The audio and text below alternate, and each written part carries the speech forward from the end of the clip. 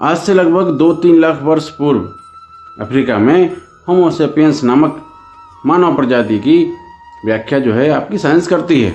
आप उस टाइम पे कैसे रहते होंगे, बिना कपड़ों के, बिना घर के, बिना किसी संसाधन के आपका जीवन कैसा रहा होगा। धीरे धीरे आपने शिकार करना सीखा, फिर उसके बाद में आपने हथियार बनाने सीखे। हथियारों में पत्थर से हथियार बनाए और फिर शिकार करना थोड़ा सा आपके लिए और आसान हो गया। उसके बाद आपने क्या किया, ग्रुप में रहकर शिकार करना सीखा। धीरे धीरे करके आप और थोड़े विकसित हुए तो आपने आग जलाना सीखा। किसी वजह से पत्थर से पत्थर टकरा करके आग जल गई होगी, तो उस बंदे ने उस चीज़ को ध्यान देके कि ये कैसे हुआ करके सोच के उसकी खोज कर ली, और फिर उसने बाकी लोगों को भी बताया कि ऐसे करके आग जलती है। अब पका हुआ भोजन हम लोग करने लग गए। इसके बाद क्या हुआ, हमने थोड़ा और विकसित किया अपने आप को, और हथियार बनाए, भाले बनाए और हथौड़े बनाए, जिससे कि हम सुरक्षित तरीके से रह सकें और अपना शिकार कर सकें। इसके बाद में हमने रहने के लिए व्यवस्था बनाई कि हम सुरक्षित तरीके से रह सकें। तो ये सब जो है वो हमारी जो डेवलपमेंट हुआ उसकी एक कहानी है कि हम किस तरह से विकसित हुए। अब बात आती है कि किसी एक बंदे ने गलती से आग जला दी, अब वो सीख गया, अब वो दूसरों को कैसे बताएगा? लैंग्वेज के द्वारा। लैंग्वेज लिखित या मौखिक दो तरह की होती है। अब मौखिक बताएगा, किस किस को बताएगा? अपने आस पड़ोस में बता देगा, और थोड़ा बहुत कोशिश करेगा तो थोड़ा और दूर जाके किसी को बता देगा, 2, 5, 10 किलोमीटर के रेंज में बता देगा। अब बात आई कि सबको कैसे बताएंगे, तो एक रिटन प्रोसीजर बनाने के लिए सोचा गया। पत्थरों पर आकृति बना दी गई, ये एक पत्थर दूसरा पत्थर टकराएंगे, आग जलेगी, लिख दिया। अब वहाँ से मुंह बंद कर गया, बाहर दूसरी जगह पे जाके फिर उसने वही किया। तो आकृतियाँ बना बना के इस तरह से भाला बनाना है, इस तरह से आपको आग जलाना है, इस तरह से घर बनाना है, इस तरह से शिकार करना है।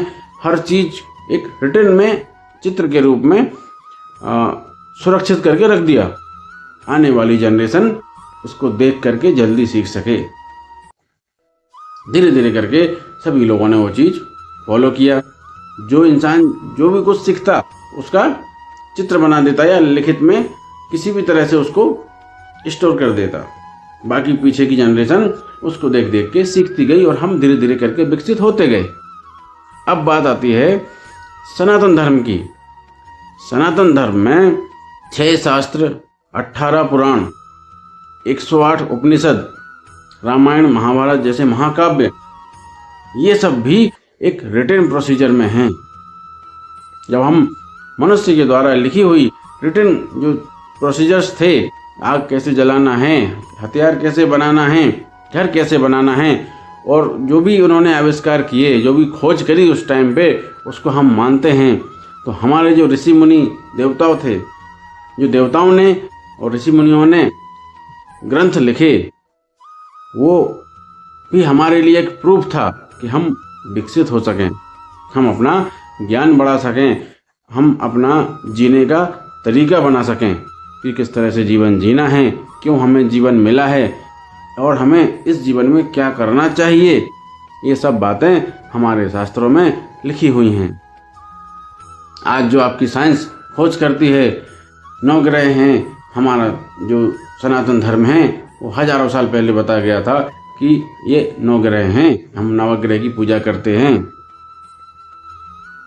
और जब बात आती है किसी भी टॉपिक को लेके, कोई भी आपका वैज्ञानिक जो दृष्टिकोण बनता है, हर जगह पे सनातन धर्म की कोई ना कोई भूमिका रहती जरूर है।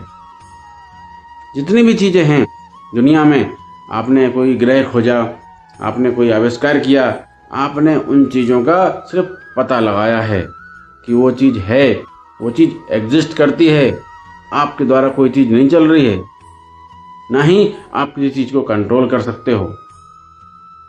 पूरा ये सौरमंडल एक अपनी अलग ही चाल में चले जा रहा है, और पूरे ब्रह्मांड की बात करना पॉसिबल ही नहीं है हमारे बारे में। हम खाली उन चीज़ों के बारे में पता ही लगा पाए हैं। चांद किस गति से घूम रहा है, कंटिन्यूअसली घूम रहा है। पृथ्वी 24 घंटे में एक अपना खुद का चक्कर लगाएगी, 365 दिन में सूर्य का एक चक्कर लगाएगी। ये हजारों लाखों साल से चला आ रहा है, करोड़ों साल से चला आ रहा है। उसके आरपीएम में कोई चेंज नहीं आया। जब भी कोई चीज हमें बिना किसी चेंजेस के अगर कंटिन्यू करना है, ये बात तो आपकी साइंस भी कहती है, कोई चीज़ अगर आपको बिना किसी चेंजेस के, बिना आरपीएम चेंज करे किसी चीज़ को घुमाना है तो उसको आपको एक्सटर्नल फोर्स देना पड़ेगा। बिना एक्सटर्नल फोर्स दिए आप किसी चीज़ की गति को नियंत्रण नहीं रख सकते। तो पृथ्वी पे हम रहते हैं, वो भी हमारे कंट्रोल में नहीं है कि ये इतनी घूम रही, तो क्यों 24 की जगह 36 घंटे क्यों नहीं लगा रहे एक में, हमें ज़्यादा टाइम मिलेगा काम करने का। नहीं कर पा रहे, हमारे हाथ में कुछ है ही नहीं। हम सिर्फ भगवान की बनाई हुई इस सृष्टि में, इस पूरे संसार में रह सकते हैं। एक किराए का एक समय मिला हुआ है, इतने समय के लिए आपको जाना है, पृथ्वी पर रहना है, और whatever you do, आपको जो भी करना है कीजिए, बट एक निश्चित समय के बाद आपको वापस बुला लिया जाएगा। जीवन भर की पूरी कमाई यहीं धरी की धरी रह जाएगी। जीवन भर का अर्जित किया हुआ ज्ञान, जो भी पढ़ाई करी, जो भी डिग्रियां हासिल कर लें आपने, सब कागज के टुकड़े बन जाएंगे एक दिन। जो भी पैसा कमाया वो सब यहीं रह जाएगा। घर, मकान, जायदाद, गाड़ी, बंगला, सब यहीं रह जाएगा। खाली हाथ आए थे और खाली हाथ चले जाओगे। मनुष्य का विकास और सनातन धर्म ये एक दूसरे से इतने ज़्यादा जुड़े हुए हैं कि अगर आप इसके बारे में सोचेंगे तो दोनों को आप जुड़ा हुआ एकदम से हर एक चीज में, हर एक पहलू में जुड़ा हुआ पाएंगे। जब इंसान के द्वारा लिखित में दिए हुए प्रूफ या फोटो में बनाए हुए चित्र को आप सही मान करके उस पर फॉलो करके आगे गए, तो आपने उस चीज में तरक्की कर ली और धीरे धीरे अपने आप को विकसित कर लिया। तो सनातन धर्म के हिसाब से जो आपके वेद, पुराण और जो उपनिषद हैं, जो ग्रंथ हैं, उन सबका जो रिटन प्रोसीजर में जो प्रूफ हमारे लिए छोड़ के गए हैं हमारे पूर्वज, हमारे ऋषि मुनि, देवतागण, तो अगर हम उसको पढ़ेंगे, उसको यथार्थ अपने जीवन में उतारेंगे, तो निश्चित ही हम भी अपने आप में ग्रोथ कर सकते हैं, अपने आप को पहचान सकते हैं, और हमारा जन्म क्यों हुआ, हम किस वजह से पृथ्वी पे आए हैं, ये पूरा जीवन चक्र क्या है, हम समझ सकते हैं। सनातन धर्म से ज़्यादा व्याख्या किसी भी धर्म में इस लाइफ साइकिल को लेके नहीं की गई। और सबसे अच्छी बात कि कोई बाउंडेशन भी नहीं है।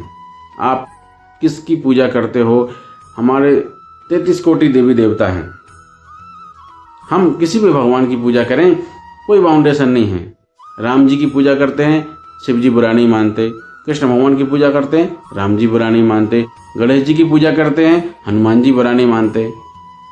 इसका कोई मैटर ही नहीं है कि आप बस मेरी ही पूजा करो, मुझे ही मानो, बस किसी और को मत मानो, कोई मैटर नहीं ऐसा। दूसरे जो व्यक्ति हैं उनके प्रति दया की भावना रखना सिखाता है। जानवरों के प्रति, दूसरे जीव जंतुओं के प्रति दया की भावना रखना सिखाते हैं। और क्या चाहिए आपको? एक ऐसा समाज जो सबकी इज्जत करे, जो सबके प्रति दया की भावना रखे, ऐसा समाज चाहिए? या ऐसा समाज चाहिए कि जो हूं मैं हूं, बाकी सब झुक के रहो मेरे सामने? आपको अपनी आंखों पर से पट्टी हटाने की जरूरत है और इस समय को समझने की जरूरत है। लेकिन एक चीज और, कलयुग चल रहा है, सनातन धर्म में इसकी भी बड़ी अच्छी व्याख्या है। 4 युग हैं। सतयुग अपना काम कर दिया, हो गया, उसका टाइम खत्म। द्वापर, त्रेता सब खत्म हो गए। कलयुग, कलयुग की बात ही है कि ये सबसे खराब युग है। पाप इसमें अपने चरम पे रहेगा। भगवान को तो मानने की बात अलग ही हो जाती है। धीरे धीरे कैसे लोग नास्तिकता की ओर जा रहे हैं। अब 4,32,000 वर्ष का कलयुग बताया जाता है, इसमें से अभी 5,000 5,500 वर्ष ही हुए हैं। इतने ऐसे समय में ये हाल है तो बाद में क्या होगा? किस हद तक हम इंसानियत खो देंगे, किस हद तक हम जानवर बन जाएंगे। जब जगह ही नहीं बचेगी, सब जगह घर बन जाएंगे, सबको रहने के लिए घर चाहिए, तो पहली बात तो धीरे धीरे जानवर सब खत्म हो जाएंगे, पेड़ पौधे खत्म हो जाएंगे, पेड़ पौधे खत्म हो जाएंगे, बारिश नहीं होगी, बारिश नहीं होगी तो अकाल पड़ेगा। क्या करोगे? इंसान ही इंसान को खाएगा। फिर 4,32,000 वर्ष जैसे ही पूरे होंगे, होने वाले होंगे, तब कल की भगवान का अवतार होगा। पूरा पाप जो चरम सीमा पे बढ़ चुका होगा, सबको नष्ट करके और एक नई सृष्टि का, नए धर्म का जो है वो स्थापना करके चले जाएंगे वापस।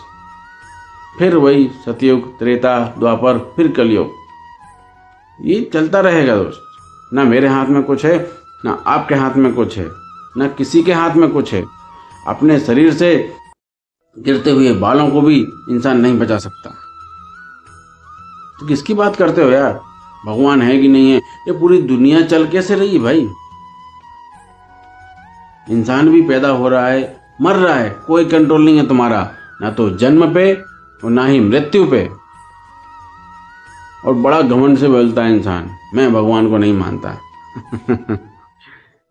मत मानो भैया, मेरा क्या जा रहा है।